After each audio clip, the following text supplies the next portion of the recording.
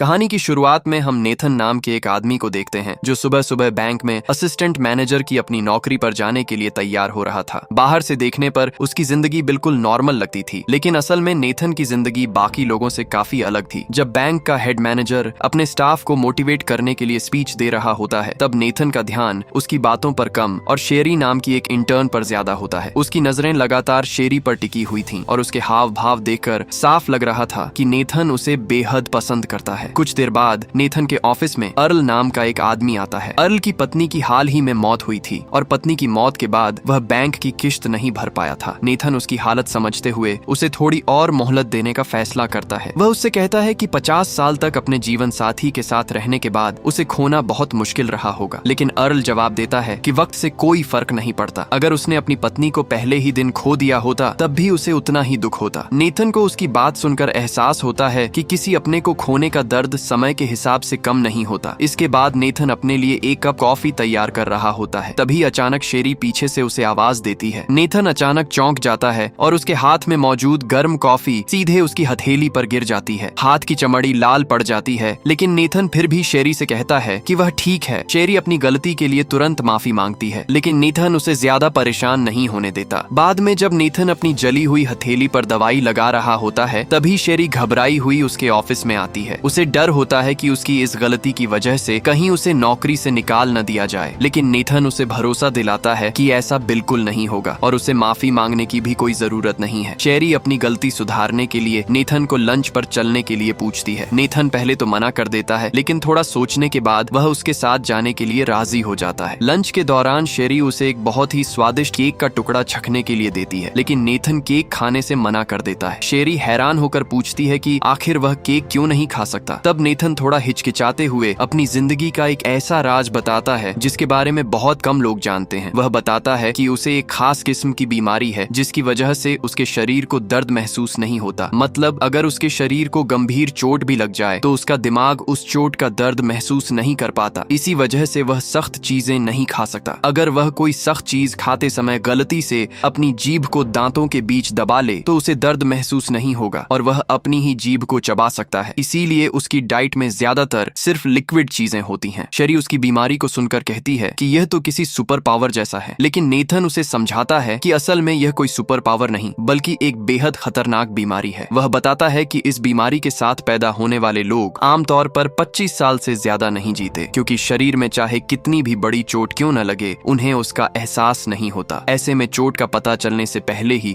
उनकी मौत हो सकती है। नेथन कॉफी से जली अपनी हथेली की तरफ देखकर कहता है कि इतनी गर्म कॉफी हाथ पर गिर गई, लेकिन उसे दर्द तक महसूस नहीं हुआ। फिर भी शेरी उसे केक खाने के लिए मजबूर कर देती है और कहती है कि जिंदगी को हर वक्त डर डर कर जीने का क्या फायदा। नेथन जिंदगी में पहली बार केक खाता है और उसे उसका स्वाद बहुत पसंद आता है। काम पर वापस जाने से पहले शेरी उसे रात में दोबारा मिलने के लिए बुलाती है, लेकिन बाद में नेथन अपने ऑनलाइन दोस्त रॉस्को के साथ कंप्यूटर पर गेम खेल रहा होता है। शेरी से मिलने को लेकर वह रॉस्को से कहता है कि वह शायद नहीं जाएगा। उसे लगता है कि वह इतना इंटरेस्टिंग आदमी नहीं है और शेरी उसके साथ बोर हो जाएगी, लेकिन रॉस्को उसे समझाता है कि बेवजह डरना बंद कर और उससे मिलकर आ। वह उसे यह भी याद दिलाता है कि वह कई दिनों से शेरी के बारे में बात कर रहा है। आखिरकार नेथन शेरी से मिलने चला जाता है। एक वक्त दोनों आपस में बातचीत कर रहे होते हैं कि तभी अचानक नेथन को कोई आदमी पुराने नाम से बुलाता है। वह नेथन को नोवा केन कहकर पुकारता है। यह उसके स्कूल का एक पुराना लड़का था। वह उसके पास आकर कहता है कि तू अब तक जिंदा है, मैंने तो सोचा था कि तू मर गया होगा। यह कहकर वह बेशर्मी से हंसने लगता है। उसके चले जाने के बाद शेरी पूछती है कि वह कौन था। तब नेथन बताता है कि स्कूल में बच्चों को उसकी बीमारी के बारे में पता चल गया था। उन्हें मालूम था कि नेथन को दर्द महसूस नहीं होता, इसलिए बच्चे उसे बिना किसी वजह के पीटते थे, क्योंकि उन्हें पता था कि उसे दर्द नहीं होगा। यह आदमी भी उन्हीं लोगों में से एक था। तभी अचानक नेथन की घड़ी का अलार्म बजने लगता है। असल में यह अलार्म उसके लिए बेहद जरूरी था, क्योंकि अगर उसका ब्लैडर पूरी तरह भरकर फट भी जाए तब भी उसे दर्द महसूस नहीं होगा। इसीलिए उसे अपने शरीर की कई चीजों को समय देकर चेक करना पड़ता था। नेथन वॉशरूम चला जाता है। जब वह वापस आता है तो शेरी उसी पुराने आदमी के साथ हंसकर बात कर रही होती है। यह देखकर नेथन का चेहरा उतर जाता है। शेरी माहौल को हल्का करने के लिए कहती है कि दोनों को पुरानी बातें भूल जानी चाहिए। फिर वह कहती है कि चलो एक एक शॉट लगाते हैं। वह आदमी ड्रिंक उठाकर पी लेता है, लेकिन अगले ही सेकंड उसकी हालत खराब होने लगती है। वह जोर जोर से खांसने लगता है और उसकी हालत देखकर लगता है जैसे उसकी जान निकलने वाली हो। असल में यह शेरी का प्लान था। उस ग्लास में शराब नहीं बल्कि बहुत ज्यादा तीखी तीखी मिर्च वाली सॉस का मिक्सचर था। नेथन को तो दर्द महसूस नहीं हुआ, लेकिन उस आदमी की हालत खराब हो गई। इसके बाद नेथन और शेरी उसके घर पहुंचते हैं। वहां शेरी की नजर नेथन की बाजू पर बने टैटू पर पड़ती है, लेकिन यह सिर्फ उसकी बाजू पर नहीं था, नेथन के पूरे शरीर पर टैटू बने हुए थे। और सबसे हैरान करने वाली बात यह थी कि ये सारे टैटू नेथन ने खुद बनाए थे। उस रात नेथन और शेरी एक दूसरे के काफी करीब आ जाते हैं। अगली सुबह नेथन उठता है तो वह बेहद खुश होता है। वह शेरी को याद करते हुए अपना खाना तक चबाकर खाता है, जबकि वह आमतौर पर सख्त चीजों से बचता था। फिर वह बैंक पहुंचता है और शेरी से बात करने के लिए उसके पास जाता ही है कि तभी बैंक में अचानक 3 आदमी घुस आते हैं। उन्होंने सेंटा क्लॉज जैसी यूनिफॉर्म पहन रखी थी, इसलिए शुरुआत में किसी को ज्यादा शक नहीं होता, लेकिन अगले ही पल उनमें से एक आदमी बंदूक निकालता है और छत की तरफ गोलियां चला देता है। अब सभी को समझ आ जाता है कि यह कोई मजाक नहीं बल्कि असली बैंक लूट है। सभी लोग अपनी जान बचाने के लिए जमीन पर लेट जाते हैं। चोरों का लीडर बैंक के मैनेजर को पकड़कर तिजोरी खोलने के लिए कहता है। मैनेजर उसे समझाने की कोशिश करता है कि अलार्म बज चुका है और 3 मिनट के अंदर पुलिस यहाँ पहुंच जाएगी। वह कहता है कि चोरी छोड़कर यहाँ से भाग जाओ, लेकिन यह बात सुनकर चोर का गुस्सा 7वें आसमान पर पहुंच जाता है। वह मैनेजर को बुरी तरह पीटना शुरू कर देता है। मारपीट के दौरान उसके चेहरे से नकली दाढ़ी हट जाती है। मैनेजर ने उसका असली चेहरा देख लिया था। अपनी पहचान बचाने के लिए चोर बिना किसी हिचकिचाहट के अपनी बंदूक निकालता है और मैनेजर के सिर में गोली मार देता है। इसके बाद वह असिस्टेंट मैनेजर नेथन को पकड़कर तिजोरी के सामने ले आता है। अपने सामने हेड मैनेजर की लाश देखकर नेथन पूरी तरह सुन्न पड़ चुका था। चोरों का लीडर नेथन के पेट में कई जोरदार मुक्के मारता है, लेकिन नेथन पर कोई असर नहीं होता। वह बार बार खड़ा रहता है। शेरी यह सब देख नहीं पाती और नेथन को बचाने के लिए उनके बीच आ जाती है, लेकिन चोरों का लीडर शेरी को पकड़ लेता है और उसकी कनपटी पर बंदूक रख देता है। शेरी की जान खतरे में देकर नेथन तुरंत तिजोरी का कोड बताने के लिए तैयार हो जाता है। कोड मिलते ही चोर तिजोरी खोलता है और उसके बाद बंदूक के बट से नेथन के सिर पर जोरदार वार करके उसे बेहोश कर देता है। चोर सारे पैसे अपने बैग में भर लेते हैं, लेकिन इसी दौरान पुलिस उम्मीद से पहले बैंक पहुंच जाती है। चोरों के पास अब भागने के अलावा कोई रास्ता नहीं था। उन्होंने शेरी को बंदूक की नोक पर अपने साथ ले लिया और पुलिस वालों से हथियार नीचे रखने के लिए कहा, लेकिन मौका मिलते ही उन लोगों ने पुलिस वालों पर भी गोलियां चलानी शुरू कर दी। कुछ देर बाद नेथन को होश आता है। जैसे ही उसे एहसास होता है कि शेरी चोरों के कब्जे में है, वह तुरंत बैंक से बाहर भागता है। बाहर उसे एक पुलिस वाला घायल हालत में मिलता है। नेथन उसकी हालत देखकर अपनी बेल्ट निकालता है और उसके पैर पर बांध देता है ताकि ज्यादा खून न बहे। फिर वह पुलिस वाले की बंदूक उठा लेता है और उसी की पुलिस गाड़ी लेकर चोरों का पीछा करना शुरू कर देता है। चोरों को जैसे ही पता चलता है कि पुलिस की गाड़ी उनके पीछे लगी हुई है, वे नेथन पर अंधाधुंध गोलियां चलाने लगते हैं, लेकिन नेथन रुकता नहीं। कुछ देर बाद चोर उसे चकमा देने के लिए अपनी दोनों गाड़ियों को अलग अलग दिशाओं में ले जाते हैं। नेथन जल्दी से हिसाब लगाता है और उनमें से एक गाड़ी का पीछा करने लगता है। पीछा करते करते वह एक पतली गली में पहुंच जाता है। वहां उसे बेन नाम का एक चोर दिखाई देता है। नेथन उसके ऊपर बंदूक तान कर पूछता है कि शेरी कहाँ है। वह साफ कहता है कि उसे पैसों से कोई मतलब नहीं है, उसे सिर्फ लड़की चाहिए। अगर बेन शेरी का पता बता दे तो वह वहां से चला जाएगा, लेकिन बेन को लगता है कि यह सिर्फ एक बैंक मैनेजर है और इसे बंदूक चलाने की कितनी जानकारी होगी। वह अचानक नेथन पर हमला कर देता है। लड़ाई के दौरान नेथन की बंदूक पास ही मौजूद एक रेस्टोरेंट की किचन में जा गिरती है। बेन तुरंत बंदूक उठाने के लिए भागता है, लेकिन नेथन भी उसके पीछे झपटता है। बेन उस पर कई गोलियां चलाता है, लेकिन नेथन हर बार बच निकलता है। फिर नेथन एक गर्म पैन उठाकर बंदूक पर जोर से मारता है और बंदूक सीधे खौलते हुए तेल में जा गिरती है। अब दोनों के बीच जबरदस्त लड़ाई शुरू हो जाती है। बेन नेथन को बुरी तरह पीटता है, लेकिन नेथन हर बार गिरने के बाद फिर खड़ा हो जाता है। बेन को समझ ही नहीं आ रहा था कि आखिर यह आदमी इतनी मार खाने के बाद भी खड़ा कैसे हो रहा है। आखिर में नेथन खौलते हुए तेल से बंदूक निकाल लेता है और बेन के सिर में गोली मार देता है। पहली बार किसी इंसान को मारने के बाद नेथन खुद भी बुरी तरह डर जाता है, लेकिन उसके पास पछताने का समय नहीं था। उसे सिर्फ शेरी को बचाना था। वह बेन का फोन अपने पास रख लेता है। इसके अलावा वह बेन की बाजू पर बने टैटू की फोटो भी खींच लेता है। फिर बेन की गाड़ी लेकर वहां से निकल जाता है। वह अपने ऑनलाइन गेमर दोस्त रॉस्को को टैटू की फोटो भेजता है और कहता है कि जल्दी से पता लगाकर बता कि यह टैटू किसने बनाया है। रॉस्को उसे याद दिलाता है कि वे सिर्फ ऑनलाइन गेम खेलते हैं और असल जिंदगी में कभी मिले तक नहीं है, लेकिन नेथन उससे मदद की गुहार लगाता है। आखिरकार रॉस्को उसकी मदद करने के लिए तैयार हो जाता है। उधर पुलिस को लग रहा था कि नेथन भी इस बैंक लूट में शामिल है, क्योंकि उसने मौका मिलते ही चोरों के साथ भागने की कोशिश की थी। दूसरी तरफ नेथन अर्ल की हार्डवेयर शॉप पर पहुंचता है। अर्ल ने उसकी हालत देखकर एम्बुलेंस बुलाने की बात कही, लेकिन नेथन साफ कहता है कि उसके पास अभी समय नहीं है। वह एक कट्टर उठाता है और अपने शरीर में लगी गोली को खुद बाहर निकालने के लिए बड़ा सा कट लगा देता है। अर्ल यह देखकर पूरी तरह हैरान रह जाता है। नेथन बिना किसी दर्द के गोली बाहर निकाल देता है। इसके बाद वह फेविक्विक लगाकर कट को वापस जोड़ देता है। फिर बैंक से चुराए गए पैसों में से एक गड्डी अर्ल को दे देता है ताकि वह अपना लोन चुका सके। नेथन दुकान से बाहर निकलता ही है कि उसके फोन पर रॉस्को का मैसेज आता है। रॉस्को ने टैटू बनाने वाली दुकान का एड्रेस ढूंढ लिया था। नेथन तुरंत उस दुकान की तरफ निकल पड़ता है। दूसरी तरफ पुलिस को बेन की लाश मिल चुकी थी। किचन में मौजूद शेफ ने पुलिस को बताया कि वहां नेथन भी आया था। अब पुलिस का शक और ज्यादा बढ़ जाता है। उन्हें लगने लगता है कि नेथन कोई साधारण बैंक मैनेजर नहीं बल्कि इस पूरी चोरी का मास्टरमाइंड हो सकता है। इंस्पेक्टर फिर भी एक बार नेथन के फोन पर कॉल करता है। नेथन फोन उठा लेता है। इससे पुलिस वाले काफी हैरान हो जाते हैं। उन्हें लगता है कि अगर नेथन सच में कोई क्रिमिनल है तो उसने फोन अब तक ऑन क्यों रखा हुआ है। नेथन पुलिस को समझाने की कोशिश करता है कि उसे पैसों से कोई मतलब नहीं है। वह सिर्फ शेरी को उन गुंडों से बचाना चाहता है। जिस लड़की ने उसकी बेरंग जिंदगी को पहली बार कोई मतलब दिया है, उसे बचाने के लिए वह कुछ भी करने को तैयार है। लेकिन फोन पर बात करते समय पुलिस उसकी लोकेशन ट्रैक कर लेती है। उधर बाकी दो चोर अपने ठिकाने पर खड़े होकर सोच रहे होते हैं कि बेन अभी तक वापस क्यों नहीं आया। आंद्रे नाम का चोर बेन का भाई था और उसे डर था कि कहीं उसके भाई के साथ कुछ गलत तो नहीं हुआ। लेकिन साइमन को पूरा भरोसा था कि बेन जल्दी ही वापस आ जाएगा। तभी शेरी चिढ़कर दोनों से कहती है कि अपनी बकवास बंद करो। और यहीं एक बड़ा सच सामने आता है। शेरी शुरुआत से ही इन चोरों के साथ मिली हुई थी। वह इस बात से परेशान थी कि साइमन ने उससे वादा किया था कि वह किसी को चोट नहीं पहुंचाएगा। लेकिन बैंक लूट के दौरान उसने हेड मैनेजर को ही मार डाला था। साइमन शेरी पर चिल्लाता है और कहता है कि ऐसा कुछ भी नहीं होना था। अगर उसने अपना काम ठीक से किया होता और नेथन से तिजोरी का कोड हासिल कर लिया होता तो किसी को मारने की जरूरत नहीं पड़ती। अब साफ हो जाता है कि शेरी नेथन के करीब सिर्फ इसलिए आई थी ताकि उससे बैंक की तिजोरी का कोड हासिल कर सके। लेकिन दूसरी तरफ नेथन के साथ बिताए हुए पल उसके लिए भी धीरे धीरे असली बन चुके थे। उधर नेथन उस टैटू वाली दुकान पर पहुंच जाता है। वहां टैटू बनाने वाला एक बेहद हटा-कटा और पहाड़ जैसा मजबूत आदमी था। नेथन उससे कहता है कि उसकी छाती पर मौजूद खाली जगह में वही टैटू बना दे जो बेन की बाजू पर था। लेकिन टैटू आर्टिस्ट को उसकी बातों पर शक होने लगता है। वह समझ जाता है कि नेथन झूठ बोल रहा है। बेन उसका दोस्त नहीं था। बातों बातों में टैटू आर्टिस्ट एक चाकू उठा लेता है। लेकिन नेथन पहले ही उस पर बंदूक तान चुका था। तभी टैटू आर्टिस्ट की पत्नी पीछे से सरिये से नेथन की बंदूक पर वार कर देती है और बंदूक दूर जा गिरती है। अब नेथन और उस पहलवान जैसे टैटू आर्टिस्ट के बीच जबरदस्त लड़ाई शुरू हो जाती है। नेथन लगातार उस पर हमला करता है लेकिन उसकी ताकत का उस आदमी पर कोई खास असर नहीं पड़ता। आखिर में नेथन अपनी सबसे बड़ी ताकत का इस्तेमाल करता है। वह कांच के टुकड़े अपनी मुट्ठी में लगा लेता है और उन कांच के टुकड़ों से उस आदमी की आंखों पर हमला कर देता है। फिर उसे जान से मारने की धमकी देकर बेन का पूरा नाम पूछता है। नाम मिलने के बाद नेथन जुगाड़ लगाकर बेन के घर का पता कर लेता है। लेकिन उसे डर था कि कहीं वह यह एड्रेस भूल न जाए, इसलिए वह एड्रेस अपनी हथेली पर ही टैटू करवा लेता है। उधर चोरों के ठिकाने पर आंद्रे कहता है कि वह अपने भाई के घर जाकर देखना चाहता है कि बेन ठीक है या नहीं। लेकिन इसी वक्त नेथन उसी घर में घुस चुका होता है। वह तेजी से पूरे घर की तलाशी लेने लगता है ताकि उसे ऐसा कोई सुराग मिल सके जिससे शेरी तक पहुंचा जा सके। लेकिन इस घर में एक से बढ़कर एक खतरनाक हिडन ट्रैप्स लगे हुए थे। एक आम इंसान के लिए ये ट्रैप्स जानलेवा साबित हो सकते थे, लेकिन नेथन कोई आम इंसान नहीं था। एक तीर उसके पैर के आर पार निकल जाता है लेकिन नेथन के मुंह से उफ तक नहीं निकलती। अब वह और ज्यादा सावधानी से हर कदम रखता है। तलाशी के दौरान उसे एक कार रिपेयर शॉप की यूनिफॉर्म मिलती है। उसे लगता है कि बेन शायद इसी जगह काम करता होगा। वह वहां जाने की तैयारी करता है लेकिन तभी अचानक उसका पैर एक फंदे में फंस जाता है और वह छत से उल्टा लटक जाता है। नेथन तुरंत रॉस्को को फोन करता है और वहां आने के लिए कहता है। रॉस्को पहले साफ मना कर देता है लेकिन नेथन उससे कहता है कि पूरी जिंदगी उसका कोई दोस्त नहीं रहा। रॉस्को के लिए शायद वह सिर्फ एक ऑनलाइन दोस्त है जिसके साथ वह गेम खेलता है, लेकिन नेथन के लिए रॉस्को उसका इकलौता दोस्त है। नेथन की यह बात सुनकर रॉस्को आखिरकार उसकी मदद करने के लिए तैयार हो जाता है। कुछ देर बाद बेन का भाई आंद्रे घर में दाखिल होता है। अंदर आते ही उसे समझ आ जाता है कि घर में कोई गुस्सा है। जल्द ही उसे हॉल में नेथन उल्टा लटका हुआ दिखाई देता है। नेथन तुरंत एक्टिंग शुरू कर देता है। वह कहता है कि भाई मुझे नीचे उतार दो, मैं तो गलती से गलत घर में आ गया हूँ, मैं चोर हूँ, मुझसे छोटी सी गलती हो गई। लेकिन आंद्रे उसके हाथ पर लिखा हुआ एड्रेस देख लेता है। उसे समझ आ जाता है कि नेथन झूठ बोल रहा है। तभी आंद्रे को साइमन का फोन आता है। साइमन बताता है कि बेन को सूट बूट पहने किसी आदमी ने बेरहमी से मार दिया है। आंद्रे तुरंत समझ जाता है कि उसके सामने लटका हुआ आदमी ही उसके भाई का कातिल है। वह नेथन को मारने से पहले उसे टॉर्चर करने लगता है। नेथन को दर्द तो हो नहीं रहा था लेकिन उसे दर्द होने की एक्टिंग करनी पड़ रही थी। वह चिल्लाता है कि भाई मत करो, दर्द हो रहा है। लेकिन इससे पहले कि आंद्रे उसका खेल खत्म कर पाता, रॉस्को पीछे से आकर उसे बेहोश कर देता है। नेथन को रॉस्को ने बताया था कि वह 6 फुट 4 इंच का हटा कटा आदमी है जिसके बाल इतने लंबे हैं कि वह छोटी रखता है। लेकिन जब नेथन उसके सामने रॉस्को को देखता है तो वह हैरान रह जाता है। उसके सामने एक मोटा सा छोटा टकला आदमी खड़ा था। खैर, इससे पहले कि दोनों वहां से निकल पाते, आंद्रे को होश आ जाता है और उनके बीच एक बार फिर जबरदस्त लड़ाई शुरू हो जाती है। आंद्रे दोनों पर भारी पड़ रहा था, लेकिन आखिर में नेथन अपने पैर में लगा वही तीर निकालकर आंद्रे के सिर के आर पार कर देता है। आंद्रे वहीं मारा जाता है। इसके बाद रॉस्को नेथन की मरहम पट्टी करता है। वह नेथन को पुलिस के सामने सरेंडर करने के लिए कहता है, लेकिन नेथन मना कर देता है। वह कहता है कि अगर वह अभी पुलिस के पास गया तो पुलिस उसे पकड़कर स्टेशन ले जाएगी। पूछताछ में उसका सारा समय बर्बाद हो जाएगा और अगर उस दौरान शेरी के साथ कुछ हो गया तो वह खुद को कभी माफ नहीं कर पाएगा। इसी बीच पुलिस ने नेथन की लोकेशन ट्रैक करके उस जगह को घेर लिया। अचानक उन्हें दिखाई देता है कि नेथन एक स्कूटर पर वहां से भागने की कोशिश कर रहा है। पुलिस उसे पकड़ लेती है, लेकिन यह असली नेथन नहीं था। रॉस्को ने नेथन के कपड़े पहन रखे थे। पुलिस के पकड़ते ही रॉस्को चिल्लाने लगता है कि मुझे मत मारो सर, जरूरत पड़ी तो मैं उसके खिलाफ गवाही भी दे दूंगा। उधर असली नेथन नोवा केन गैराज के बाहर पहुंच चुका था। अंदर साइमन और शेरी वहां से भागने की तैयारी कर रहे थे, लेकिन अब शेरी साइमन के साथ कहीं नहीं जाना चाहती थी। वह साफ कहती है कि चोरी तक सब ठीक था, लेकिन साइमन अब साइको बन चुका है। वह सिर्फ मजे के लिए लोगों को मार रहा है और शेरी अब इस सब का हिस्सा नहीं बनना चाहती। तभी नेथन हाथ में बंदूक लेकर साइमन के सामने पहुंच जाता है। वह उससे कहता है कि शेरी को आजाद कर दो। साइमन उसे पहचान लेता है। वह कहता है कि तू वही बैंक का असिस्टेंट मैनेजर है, तू तब से हमारा पीछा कर रहा है, लेकिन किसके लिए? फिर साइमन शेरी की तरफ इशारा करके कहता है कि यह लड़की शुरुआत से ही तुझे बेवकूफ बना रही थी, ये मेरी बहन है। शेरी पीछे से नेथन को समझाती है कि शुरुआत में सब कुछ प्लान का हिस्सा था, लेकिन उसके साथ बिताए हुए सारे लम्हे उसके लिए भी मायने रखते हैं। यह धोखा सुनकर नेथन पूरी तरह टूट जाता है। मौका मिलते ही साइमन नेथन के हाथ से बंदूक छीन लेता है और उसे बुरी तरह पीटकर बेहोश कर देता है। इसके बाद वह नेथन को घसीटकर एक गाड़ी के नीचे ले आता है। वह गाड़ी का पूरा वजन नेथन के ऊपर डालकर उसे कुचलने ही वाला होता है कि तभी शेरी बीच में आ जाती है। वह अपने भाई से कहती है कि तुम यहाँ से चले जाओ, पैसे भी ले जाओ, मुझे कुछ नहीं चाहिए, बस इसे जिंदा छोड़ दो। लेकिन साइमन नहीं मानता। वह शेरी के सिर पर बंदूक तान देता है, लेकिन इससे पहले कि वह गोली चला पाता, पीछे से पुलिस उस पर गोली चला देती है। पुलिस शेरी को हथकड़ी पहनाकर गिरफ्तार कर लेती है। नेथन की जान भी बच जाती है। उसे स्ट्रेचर पर लिटाकर एम्बुलेंस में हॉस्पिटल ले जाने की तैयारी होती है, लेकिन तभी साइमन अचानक पुलिस वालों पर अंधाधुंध गोलियां चलाना शुरू कर देता है। वह अपने रास्ते में आने वाले हर इंसान को मारने लगता है। एम्बुलेंस को हाईजैक करने के लिए वह ड्राइवर तक को गोली मार देता है, लेकिन साइमन को यह नहीं पता था कि एम्बुलेंस के अंदर नेथन भी मौजूद है। शेरी नेथन को बचाने के लिए पुलिस की गाड़ी की चाबियां लेने अंदर जाती है। वहाँ डिटेक्टिव मिन्सी उस पर बंदूक तान देती है और कहती है कि वह भी उसके साथ चलेगी। रॉस्को भी उसी गाड़ी में पीछे मौजूद था। शेरी बताती है कि वह जानती है उसका भाई कहाँ गया होगा। उधर साइमन एम्बुलेंस चला रहा था। उसके पेट में लगी गोली की वजह से उसे काफी तकलीफ हो रही थी। उसकी दर्द से कराहने की आवाज सुनकर पीछे स्ट्रेचर पर लेटे नेथन को समझ आ जाता है कि एम्बुलेंस में कुछ गड़बड़ है। ऊपर से उसका हाथ स्ट्रेचर से हथकड़ी से बंधा हुआ था। एक तेज मोड़ पर अचानक नेथन स्ट्रेचर से नीचे गिर जाता है। साइमन को पता चल जाता है कि एम्बुलेंस के अंदर नेथन भी मौजूद है। वह सोचता है कि आज तो इसकी गेम करके ही रहेगा। साइमन अपनी बंदूक तक पहुंचने की कोशिश करता है, लेकिन नेथन पीछे रखे फायर एक्सटिंग्विशर की तरफ बढ़ता है। वह फायर एक्सटिंग्विशर की मदद से अपने अंगूठे की हड्डी को डिसलोकेट कर देता है। दर्द तो उसे महसूस होना ही नहीं था, इसलिए वह आसानी से अपनी हथकड़ी से हाथ निकाल लेता है। साइमन अचानक स्ट्रेचर पर गोलियां चला देता है, लेकिन तब तक नेथन खुद को आजाद कर चुका था। गाड़ी चलाने की कोशिश में साइमन के हाथ से बंदूक भी छूट जाती है। नेथन तुरंत वह बंदूक उठा लेता है, लेकिन साइमन को इससे कोई फर्क नहीं पड़ता। उसे पता था कि नेथन एक अच्छा इंसान है, वह किसी को मारने के लिए गोली नहीं चला पाएगा। उधर पुलिस की गाड़ी में शेरी बताती है कि उनका असली प्लान एक बोट से भागने का था, इसलिए उसका भाई शायद उसी जगह जा रहा होगा। दूसरी तरफ नेथन को एम्बुलेंस में शॉक देने वाली मशीन दिखाई देती है। वह मशीन उठाकर अपने शरीर पर लगाता है, फिर अपना हाथ साइमन के मुंह पर रख देता है। अचानक जोरदार करंट लगता है। साइमन का शरीर झटका खाता है और उसका एम्बुलेंस पर से कंट्रोल छूट जाता है। एम्बुलेंस पलट जाती है। साइमन नीचे उतरता है और नेथन को बुरी तरह पीटना शुरू कर देता है। वह नेथन को लगातार मारता रहता है। इसी बीच शेरी भी पुलिस की गाड़ी लेकर वहां पहुंच जाती है। डिटेक्टिव मिन्सी उसे अपनी बंदूक देती है और कहती है कि चाहे वह तुम्हारा भाई है, लेकिन उस दरिंदे को छोड़ना मत। मिन्सी को भी गोली लगी थी, इसलिए शेरी रॉस्को से कहती है कि वह मिन्सी को जल्दी से हॉस्पिटल ले जाए। उधर साइमन ने नेथन को मार मारकर उसकी हालत बेहद खराब कर दी थी। नेथन को दर्द भले ही महसूस नहीं हो रहा था, लेकिन उसका शरीर अब इतना कमजोर हो चुका था कि उसमें खड़े होने तक की ताकत नहीं बची थी। साइमन उसे खत्म करने ही वाला था कि तभी शेरी पीछे से उसकी छाती में गोली मार देती है। साइमन कुछ पल के लिए लड़खड़ाता है और फिर वहां से भागने लगता है, लेकिन मौका मिलते ही वह वापस शेरी पर झपट पड़ता है। वह उसकी बंदूक दूर फेंक देता है और अपनी ही बहन को बुरी तरह पीटना शुरू कर देता है। नेथन खुद दर्द महसूस नहीं कर सकता था, लेकिन शेरी को दर्द में देखना उसके लिए असहनीय था। वह धीरे धीरे रेंगते हुए एम्बुलेंस के अंदर रखे मेडिकल बैग की तरफ बढ़ता है। वह बैग खोलता है और उसमें से एड्रेनलिन इन्सुलिन का इंजेक्शन निकालता है। फिर वह इंजेक्शन अपनी टांग में लगा देता है। उसके अंदर बची हुई ताकत वापस आने लगती है। साइमन अब शेरी को भी मारने ही वाला था, लेकिन ऐन वक्त पर नेथन पीछे से आकर साइमन पर हमला कर देता है। आखिरकार नेथन साइमन को खत्म कर देता है, लेकिन इस लड़ाई में नेथन का शरीर पूरी तरह जवाब दे चुका था। वह धीरे धीरे शेरी की बाहों में बेहोश होने लगता है। इन आखिरी लम्हों में भी नेथन शेरी से अपने प्यार का इजहार करता है। शेरी अपनी सारी गलतियों के लिए उससे माफी मांगती रहती है। फिर नेथन की आंखें बंद हो जाती हैं। कुछ समय बाद जब उसकी आंख खुलती है तो वह हॉस्पिटल के एक कमरे में होता है। रॉस्को उसके पास आता है और उसे बताता है कि उसके साथ क्या क्या हुआ। उसे हार्ट अटैक आया था, ब्रेन हेमरेज हुआ था, बहुत ज्यादा ब्लड लॉस हुआ था, 3rd डिग्री बर्न्स हुए थे, उसकी 10 से 20 तक हड्डियां टूट चुकी थीं और न जाने उसके शरीर में कितनी गंभीर चोटें आई थीं। लेकिन डॉक्टर ने कहा था कि नेथन पूरी तरह ठीक हो जाएगा, बस उसे आराम करना होगा। तभी डिटेक्टिव मिन्सी भी हॉस्पिटल पहुंचती है। वह नेथन को जिंदा देखकर काफी खुश होती है। वह बताती है कि एक पुलिस ऑफिसर की जान बचाने और बाकी सभी गवाहों से बात करने के बाद नेथन को सिर्फ 6 महीने के हाउस अरेस्ट की सजा सुनाई गई है और वैसे भी ये 6 महीने उसे हॉस्पिटल में आराम करते हुए ही बिताने पड़ेंगे। दूसरी तरफ शेरी को भी सिर्फ 1 साल की जेल की सजा हुई थी और फिल्म के आखिर में हम नेथन को जेल में शेरी का जन्मदिन मनाते हुए देखते हैं। शेरी जल्द ही अपनी सजा पूरी करके आजाद होने वाली थी और अब दोनों के बीच जो कुछ भी हुआ उसके बाद भी उनके पास एक नई जिंदगी शुरू करने का मौका था। आखिरकार नेथन की बेरंग जिंदगी में पहली बार किसी ने उसे प्यार दिया था और उसने भी अपनी जान की परवाह किए बिना उसी लड़की को बचाने के लिए सब कुछ दांव पर लगा दिया था। और इसी के साथ इस जबरदस्त कहानी का अंत हो जाता। अगर आपको हमारी यह मूवी एक्सप्लेन्ड पसंद आई हो तो वीडियो को लाइक करें और ऐसी ही मजेदार फिल्मों की कहानी सुनने के लिए चैनल को सब्सक्राइब जरूर करें। मिलते हैं अगली एक और जबरदस्त कहानी के साथ।